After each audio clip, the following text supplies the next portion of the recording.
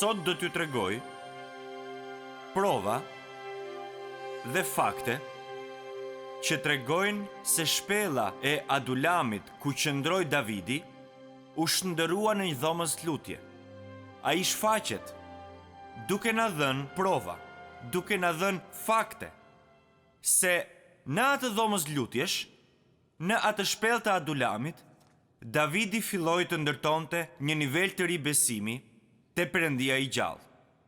Tek 1 Samueli 23, ne do të shohim këtë njeri që ishte sipas zemrës së Perëndis, të na provoj se ai e kishte marrë mësimin për të ngritur sy të lartë, se ai e kishte mbaruar shkollën fillore të Perëndis, që nuk e kishte quar dëm lëndimin dhe dhimbjen e tij, që ai e kishte shndërruar lëndimin e tij jo në zemërim, që nuk i kishte lejuar vuajtjet e tij ta hidhëronin atë, që ai nuk e kishte lejuar pa besin dhe pa drejtësin të zinte rënjë në jetën e tij për t'i zhdukur energjinë shpirtërore, që ai nuk e kishte lejuar zemërimin t'i mjegullonte vizionin për të ardhmen. Le të shohim bashkë vargjet 1 dhe 2. Kapitulli 23, tek 1 Samueli. Përkthimi i vjetër thot shikoni. Një përkthim tjetër thot ja, filistejnët janë duke luftuar kundër Kejlahut dhe po plaçkisnin lëmenjt. Këto ishin vendet ku magazinoheshin furnizimet me ushqim për gjithë vitin. Dhe në thelb, kjo do të thoshte se ata me siguri do të vdisnin urije. Por dëgjoni më pas, dëgjoni se çfarë thot që të kuptoni me shumë kujdes. A jeni gati për këtë? A jeni gati për të dëgjuar vargun e dytë? Kështu Davidi u këshillua me Zotin. Thuajeni bashkë me mua. Kështu Davidi të shkoj unë ti mund këta filistejnë? Tani të dashur më dëgjoni me kujdes. Ne mund të shohim këtë deklarat të shkurtër për një kohë shumë të gjatë dhe i lutem Perëndis që ta bëni këtë. Shikojini me kujdes, meditoni mbi të, mendoni për të. Kuptoni që pas fitores së shpejtë mbi Goliathin, Sauli i thoshte Davidit: "Shko dhe më sill 100 filistejnë", ai i sillte 200. "Shko dhe bëj këtë", ai bënte më shumë. "Shko dhe bëj atë", ai bënte më shumë. Dhe çfarë ndodhi? Ai filloi të krijonte besim tek vetja, jo te Perëndia i gjallë që i dha forcën për të mundur Goliathin. Dhe prandaj erdhi ky çast frike dhe ati ju deshtja mbathte nga frika. Por kur e shndërroi shpellën e Adulamit në një dhomës lutje, siç e pam në mesazhin e shkuar, ai tani arriti që të diplomohet në shkollën e sprovës së Perëndis. Ai filloi ti besonte sërish Perëndisë së gjallë. Dhe të dashur, kjo është ajo që e quaj themelet e besimit, bazat e besimit. Unë dua që të më dëgjoni me kujdes për këtë. Ka shumë gjasa që në shkollën e besimit ne të përsërisim klasën e parë, herë pas here dhe vazhdimisht dhe që nuk po ecim përpara. Pasi e them këtë, unë gjithmonë ju rrëfej. Unë gjithmonë tregoj me sinqert me ju. Se edhe pse kam më shumë se 50 vjet që eci me Zotin, sa herë që kam dështuar që të këshillohem me Zotin. Çdo herë, jo vetëm ndonjëherë, por çdo herë dështoj në mënyrë spektakolare. Edhe pse mund të jem duke shkuar tashmë në klasën e 6. Po flas në aspektin shpirtëror.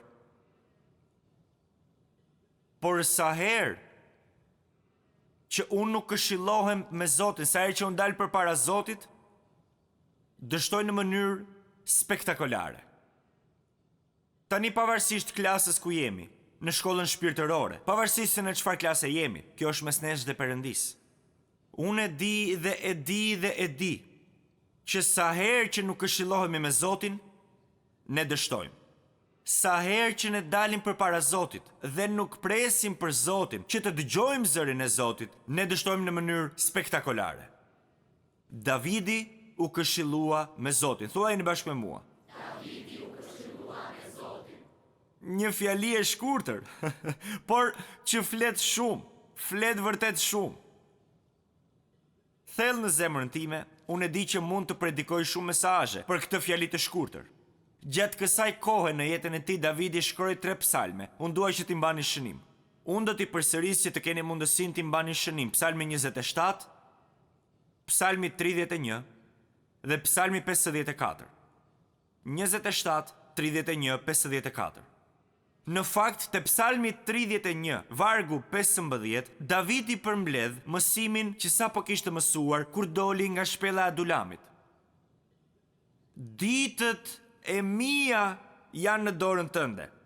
Thuajeni bashkë me mua, ditët e mia janë në dorën tënde.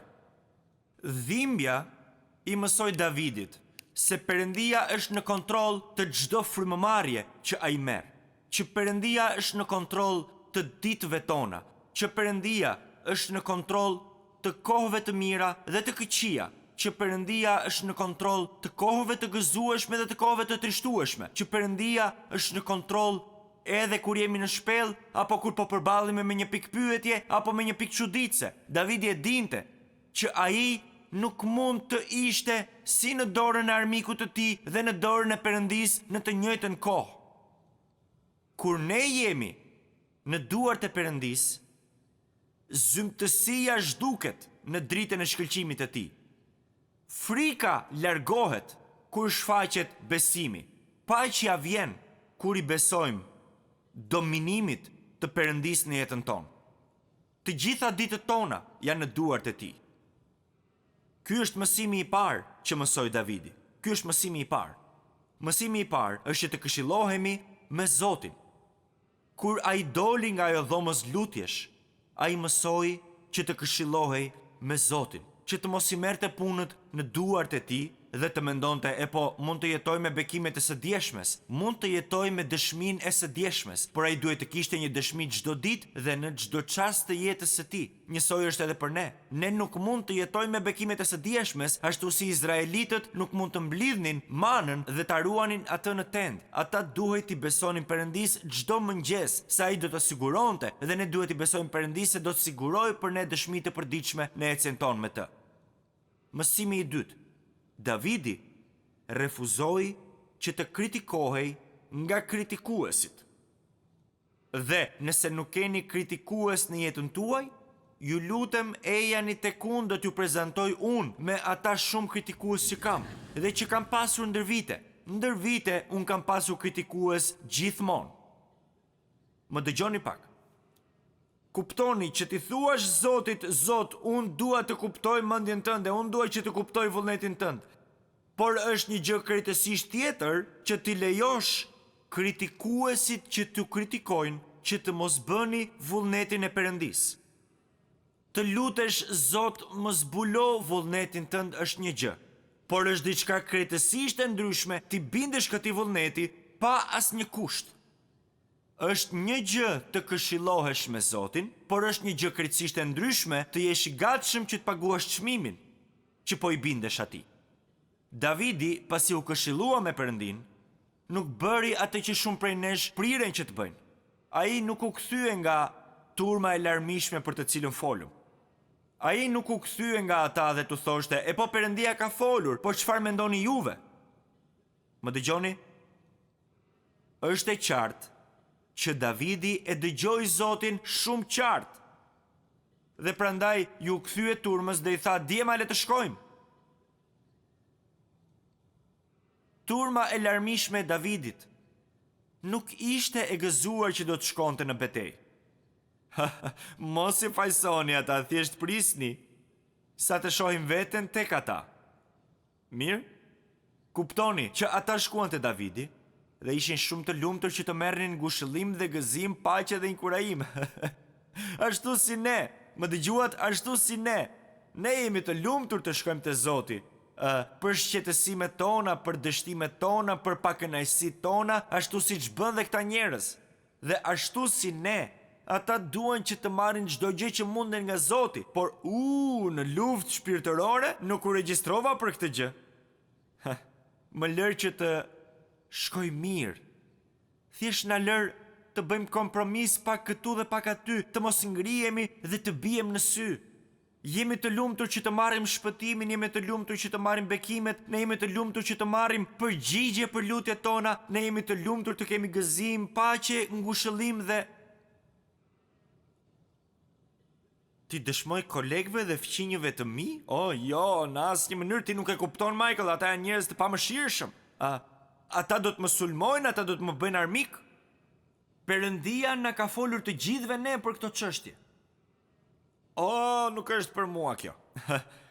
Dikush para shumë vitesh më tha kështu, unë do ta lexoj Biblën dhe të gjej ndonjë kleçk. I thash pa çfat?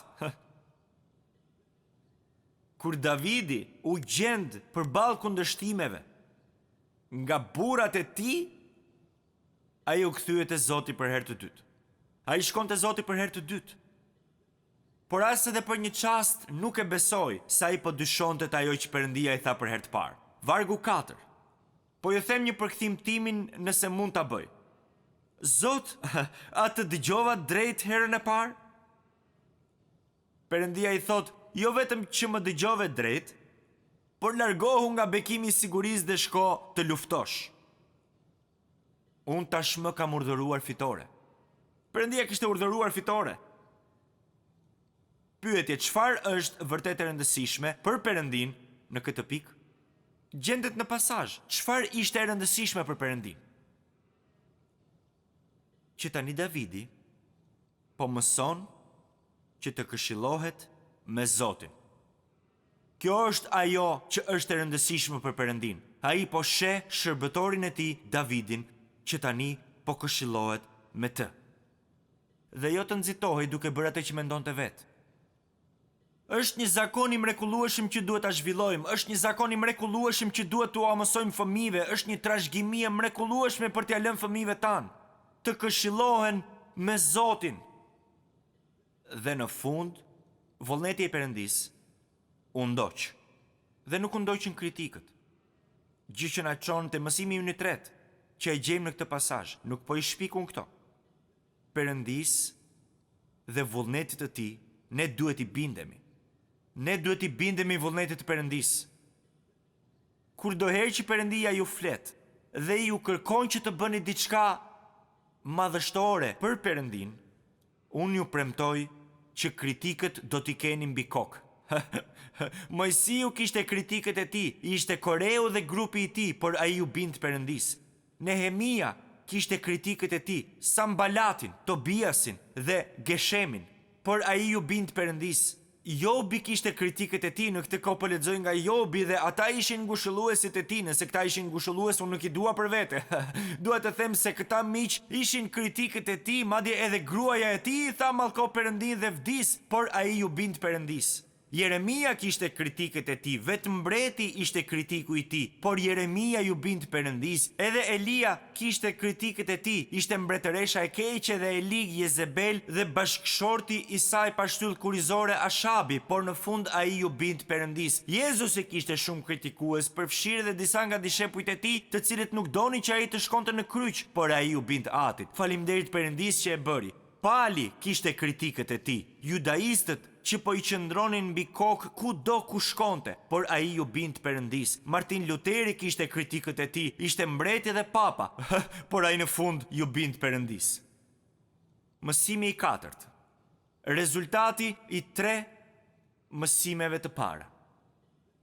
Fitoria, kur ju këshilloheni me Zotin, kur ju refuzoni që të dëgjoni kritikuesit, dhe kur përkushtoheni që t'i bindeni vullnetit të Perëndis në jetën tuaj, rezultati i natyrshëm është cili? Fitoria. Le të shohim vargun 5. Atëherë Davidi shkoi me njerëzit e tij në Keilah, më në fund. Mund të jetë dikush këtu që thot, po Michael, unë kur nuk kam marrë fitore. Unë lutem, e lexoj Biblën, shkoj në studim Bible, më duket thjesht sikur nuk kam fitore në jetën time. Pyetje. Apo e dëgjoni fjalën e Perëndis? Apo refuzoni që të kritikoheni nga kritikuesit cilët do që t'jenë ata? Dhe apo i bindeni fjalës së Perëndis? Mendoni pak për këtë. Kontrolloni dhe shikoni, nëse ju mungon ndonjëra nga këto të treja. Dikush tjetër mund të thote, po Michael, unë e kuptoj se çfarë po thua. Unë këshillohem me Zotin, por nuk dëgjoj asgjë. Unë vërtet këshillohem me Zotin. Ja se çfarë mendoj unë. Shumica e njerëzve që dëgjojnë Zotin janë si një njeri që flet në telefon. Por volumi i televizorit është në maksimum, shumë i lartë. Bokset sa s'po qahen. Ka shumë njerëz në dhomë dhe të gjithë flasin me zë të lartë. Mendoni pak për këtë. Dhe nëse telefonin e ka larg dhe në mes të kësaj rëmuje, çfarë po thot ai? Çfarë? Nuk arriti të dëgjoj dot. Ngrije më shumë zërin. Zëri yt më vjen me ndërprerje. Pa kaluar kohë vetëm me Perëndin, nuk mund ta dëgjojmë dot Perëndin. Pyetja që bëhet shpesh është, po si mund ta dalloj vullnetin e Perëndis? Dhe është një pyetje shumë e mirë. Po ju jap një të dhënë. Perëndia kur nuk e kundërshton fjalën e tij. Dhe ai kur nuk do t'ju kërkoj të bëni diçka që nuk është në përputhje me fjalën e tij. Perëndia kur nuk është në kontradikt me veten. Davidi ju bind Perëndis, edhe kur nuk ishte shumë popullor, kur pati shumë kundërshtime, edhe kur kishte një çmim për të paguar, edhe kur duhej të sakrifikonte diçka, edhe kur nuk ishte shumë e pranueshme, edhe kur nuk ishte gjëja më e modës aty. Por Perëndia i dha fitore. Vargu 14, do t'i kthejmë këtij vargu pas pak. Dëgjoni se çfarë thot aty. Sauli e kërkonte vazhdimisht, por Perëndia nuk ja dorëzoi në dorë. Tani dua që t'i kthehem pak kësaj, por këtu ka diçka të rëndësishme për të cilën dua që t'u flas pak.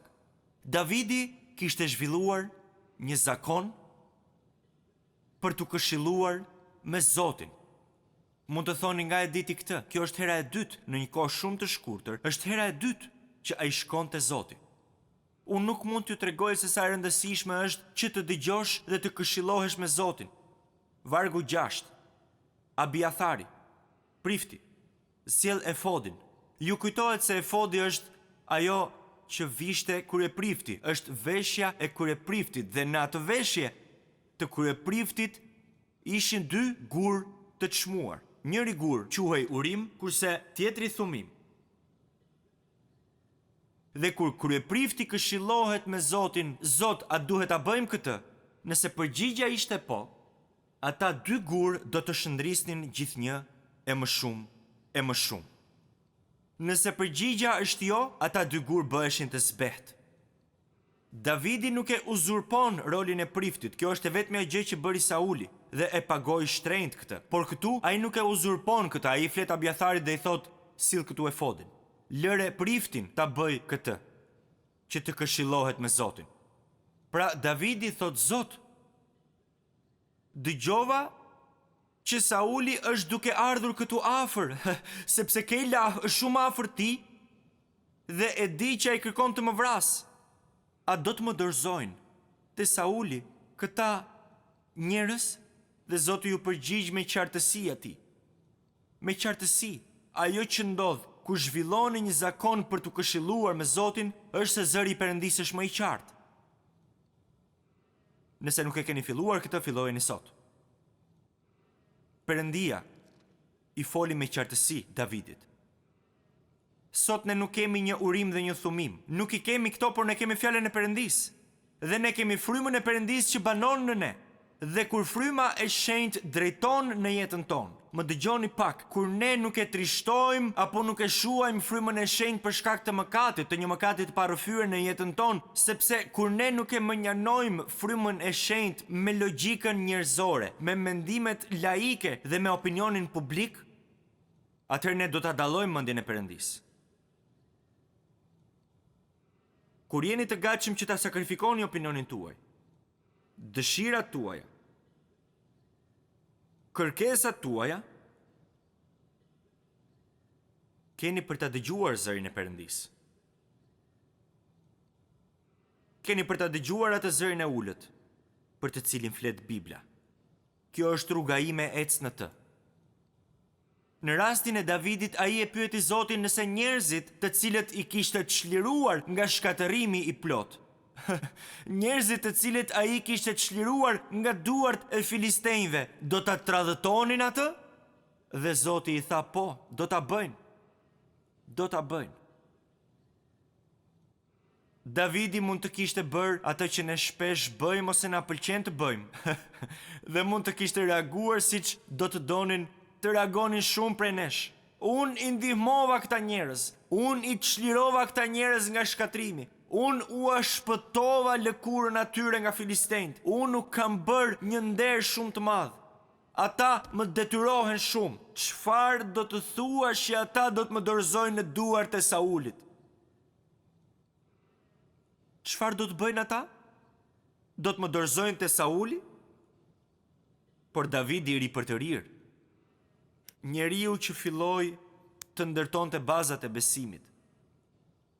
Davidi, njeriu pas kohës në dhomën e lutjes, në shpellën e Adulamit, largohet në heshtje. Tani dua që t'i kthehem vargut 14. Unë ju thash që do t'i kthehesha këtij vargu dhe ju thash që ta nënvizoni. Sauli e kërkonte vazhdimisht, por Perëndia nuk ja dorëzoi në dorë. Tani të dashur, më lejoni t'ju them diçka. Djalli po ju ndjek juve ditë pas dite. Nëse e doni Jezusin, ai ka për t'ju ndjekur ditë pas dite, dhe jo vetëm juve, por gjithçka tuajën. Bibla është shumë e qartë se ai vjen për të vjedhur, shkatruar dhe vrarë. Zgjohuni në këtë luftë shpirtërore në cilën jetojmë. Por Perëndia. Mund ta thoni bashkë me mua? Por Perëndia, për sa kohë që ju këshilloni me Zotin, për sa kohë që ju refuzoni që të kritikoheni nga kritikuesit, për sa kohë që jeni të gatshëm që t'i bindeni, vullnetit të Zotit, Perëndia ju mban në dorën e tij të djathtë.